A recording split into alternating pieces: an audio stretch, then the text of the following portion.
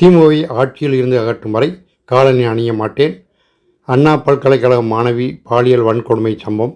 திமுகவை கண்டித்து எனக்கு நானே சாட்டையடி கொடுத்து கொள்ளப் போகிறேன் என்று பாஜக மாநில தலைவர் அண்ணாமலை நேற்று கூறியிருந்தார். முன்னாள் பிரதமர் மன்மோகன் சிங் மறைவு காரணமாக இந்த நிகழ்வு தள்ளி வைக்கப்பட வாய்ப்புள்ளதாக தகவல் வெளியானது. ஆனால் அண்ணாமலை சாட்டையடி நிகழ்வு திட்டமிட்டபடி நடந்தது. திட்டமிட்டபடி சாட்டையடி நிகழ்வு நடைபெறும் என்று அண்ணாமலை கூறியிருந்தார். அதன்படி கோவை காளம்பட்டியில் உள்ள தனது வீட்டின் முன்பு காலை 10 மணி அளவில் சாட்டையடி கொடுக்கும் விழா நடைபெற்றது.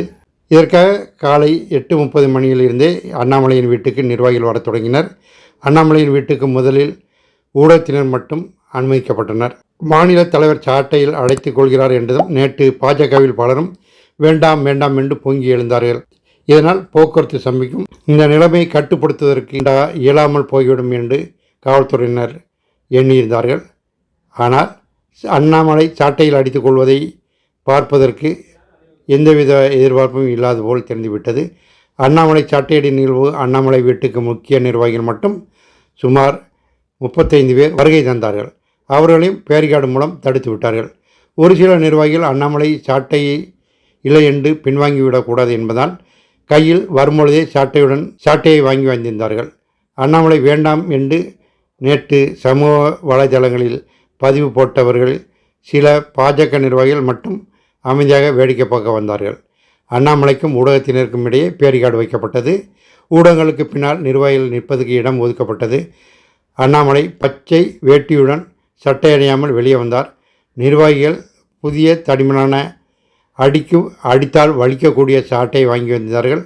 ஆனால் நிர்வாகிகள் இவ்வாறு கொண்டு வருவார்கள் என்று தெரிந்துதான் அண்ணாமலை வெள்ளை நிறத்தில் சற்று லேசான வலிக்காத சாட்டை வாங்கி வைத்திருந்தார்.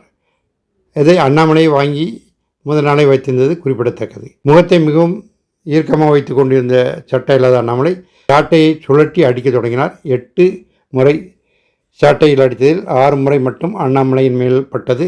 2 முறை சாட்டை கழுத்தில் சுட்டி கொண்டு பின்பு எடுத்து விடப்பட்டது. சாட்டையடி வைபவம் 2 நிமிடத்துக்குள் முடிந்துவிட்டது. அண்ணாமலை சாட்டையடி நிகழ்வு ஒரு சில பெண் நிர்வாகிகள் மட்டும் வேண்டாம் வேண்டாம் என்று குரல் எழுப்பினார்கள். ஆனால் அண்ணாமலையின் அருகே நின்று கொண்டிருந்த முக்கிய நிர்வாகிகள் எவரும் எந்தவித உணர்வையும் வெளிப்படுத்தவில்லை. சிலர் வேடிக்கை பார்த்து கொண்டு சிரித்து கொண்டிருந்தது குறிப்பிடத்தக்கது. 6 முறை அடித்து கொண்ட பிறகு நந்தகுமார் என்பவர் மட்டும் போதும் என்பது போல் அண்ணாமலை மீது விழுந்து கட்டி அழைத்து கொண்டார். ஆக ஊடகத்தினரும் சில பாரதிய ஜனதா கட்சியினர் மட்டும் இந்த நிகழ்வில் கலந்து கொண்டு வேடிக்கை பார்த்தனர். பச்சை துண்டு, 48 நாள் விரதம், செருப்பு போடாத கால்கள், இவை திமுகவை எதிர்த்தா அல்லது ஏதாவது கோவிலில் வேண்டுதலா என்று சாலையில் செல்வோர் போவோர் பேசும் அளவு அண்ணாமலையின் போராட்டம் நடந்து முடிந்தது.